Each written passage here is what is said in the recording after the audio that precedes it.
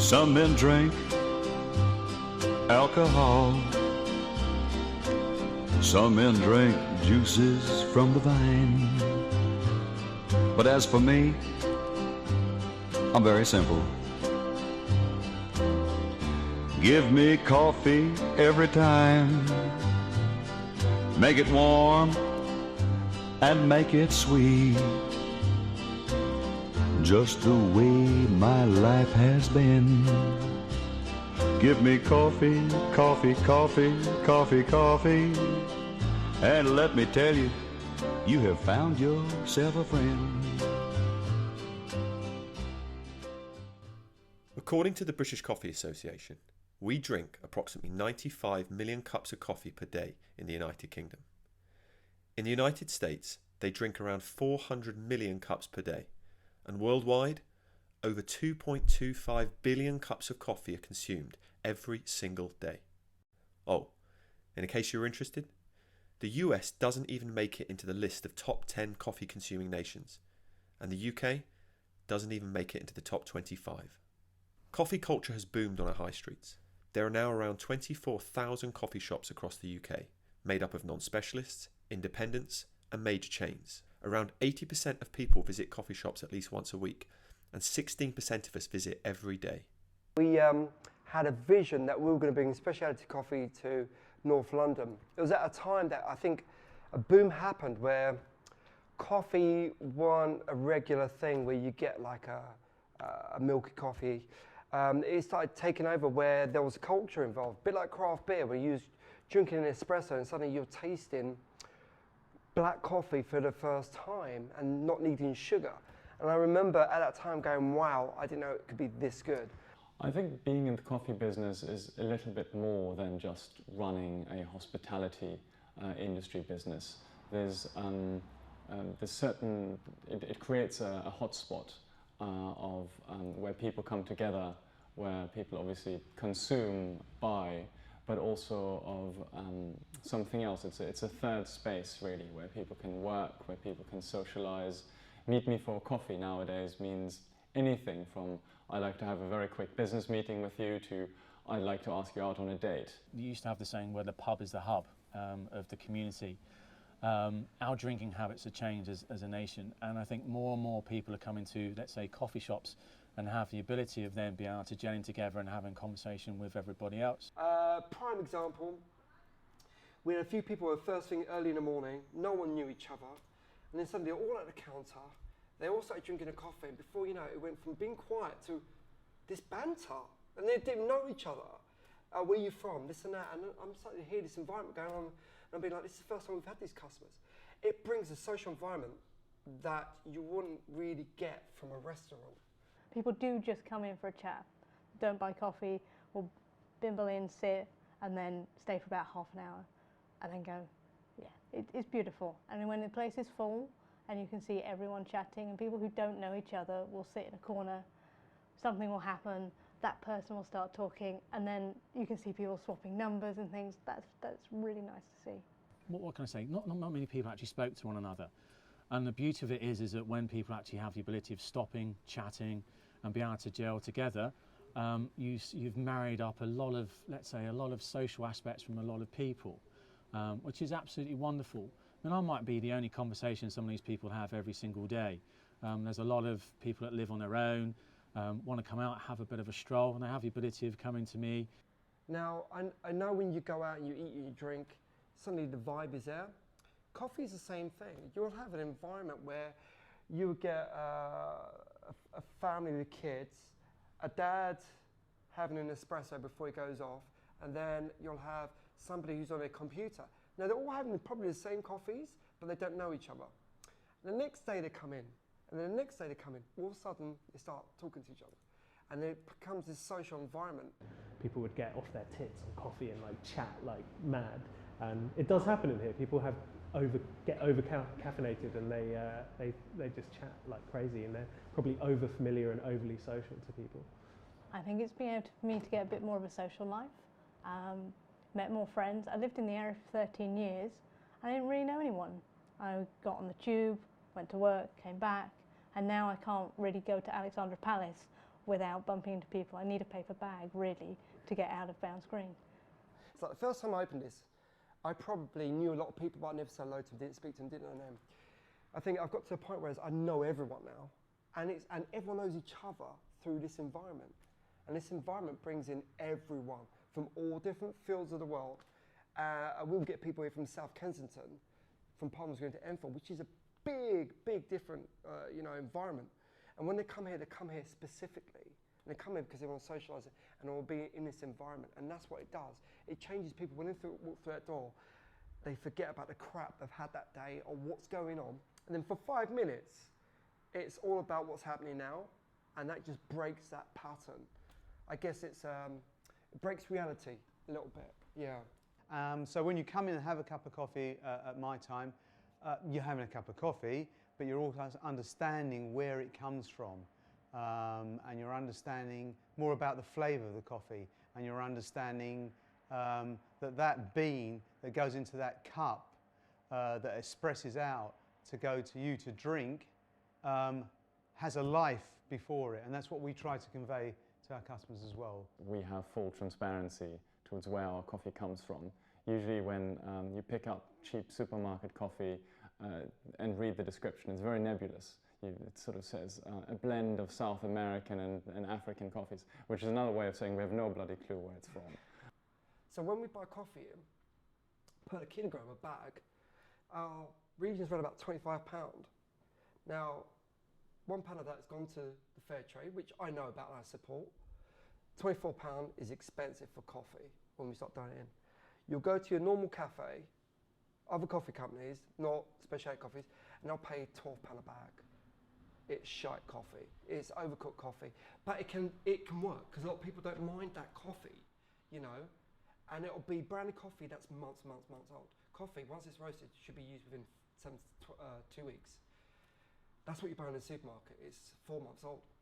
That's why they can cut all those costs. To taste something that's special, that's grown from small holdings, that's grown in communities that love what they do, that comes from suppliers that love what they do, that go right back to the source. And it's a backstory that we convey to our customers. A single origin or single estate where you can really know which farmer has farmed your coffee.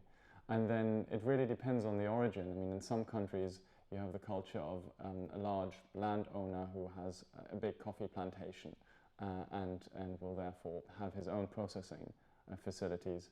And in other countries, such as in Ethiopia, it's usually a small, almost a tribal culture around coffee growing wildly in a jungle, and then people individually farming this coffee and then selling it into a cooperative or a washing station.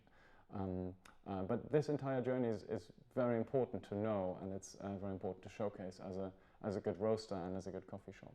And I think coffee is probably like the same as wine. I think it's one of those things that you need to learn to love and appreciate to be able to get the best out of what beans you've done. And I think for me, understanding coffee is that every single bean and grain is hand-picked, and it's about making sure that whatever you do with that hand-picked grain or bean that you've got, you produce the best product possible.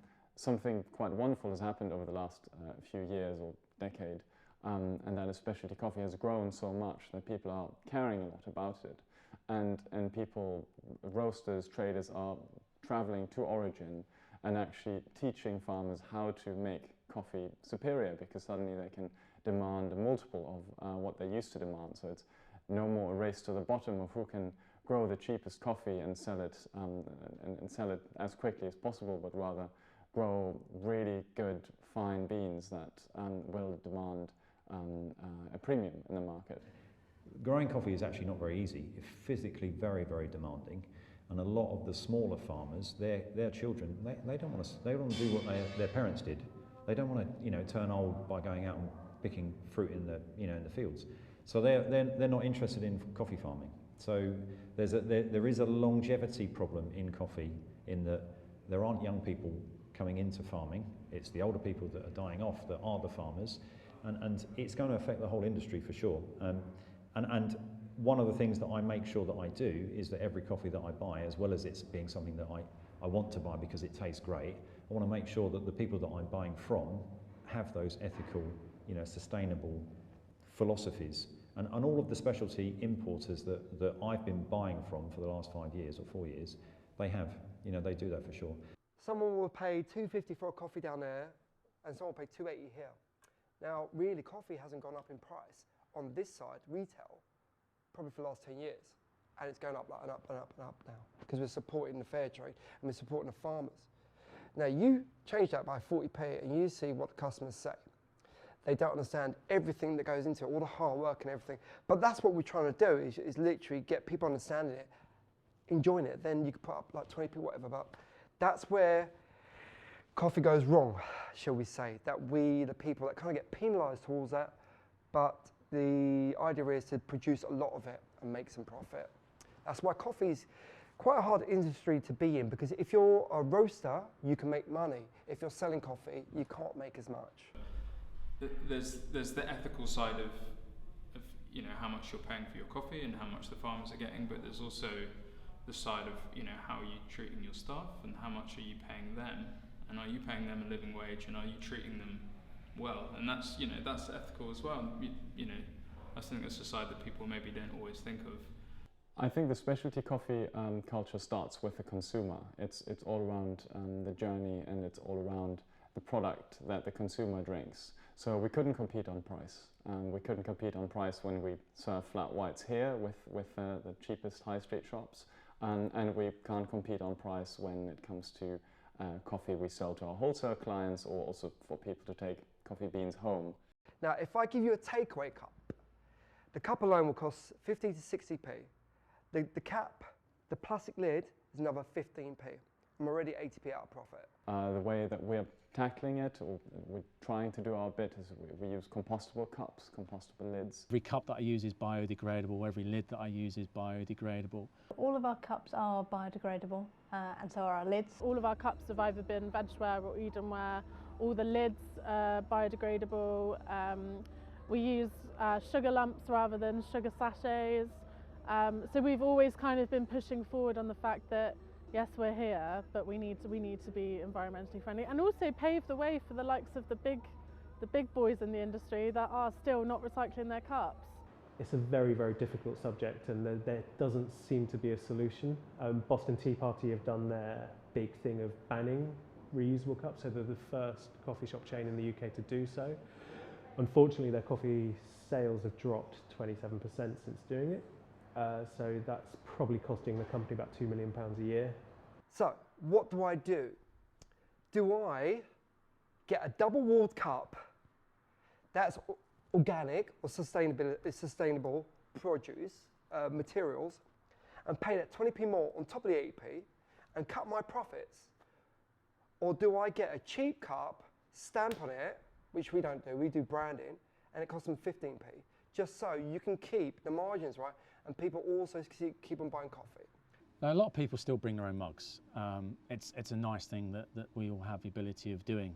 We encourage multi-use cups, so we sell them, we pretty much sell them at cost price here, and we give a discount to people who bring them in. We do 10p off your coffee cup if you bring your own cup in. So we're doing whatever we can to make it better. I think we're doing better than maybe some of the larger brands who aren't doing near as much, and they probably have they do have way more buying power than I do. So if we can do it, then they can do it. Why can't they do it? According to the Environmental Audit Committee, in the UK we use 7 million disposable coffee cups every day. That's 2.5 billion every year. The cups are technically recyclable, something that coffee companies actively promote on their packaging. However, due to the complicated way in which they're produced, the vast majority of cups do not end up being recycled. In fact, less than 1% of coffee cups are recycled, and 500,000 cups are littered every day. Drink responsibly. Visit your local specialty coffee house and drink in. And if you have to have a takeaway, bring your own reusable cup. Give me coffee, coffee, coffee, coffee, coffee. I guarantee that you have found yourself a friend. Yes, sir, you have found yourself a friend. I guarantee that you have found yourself a friend. You've got yourself a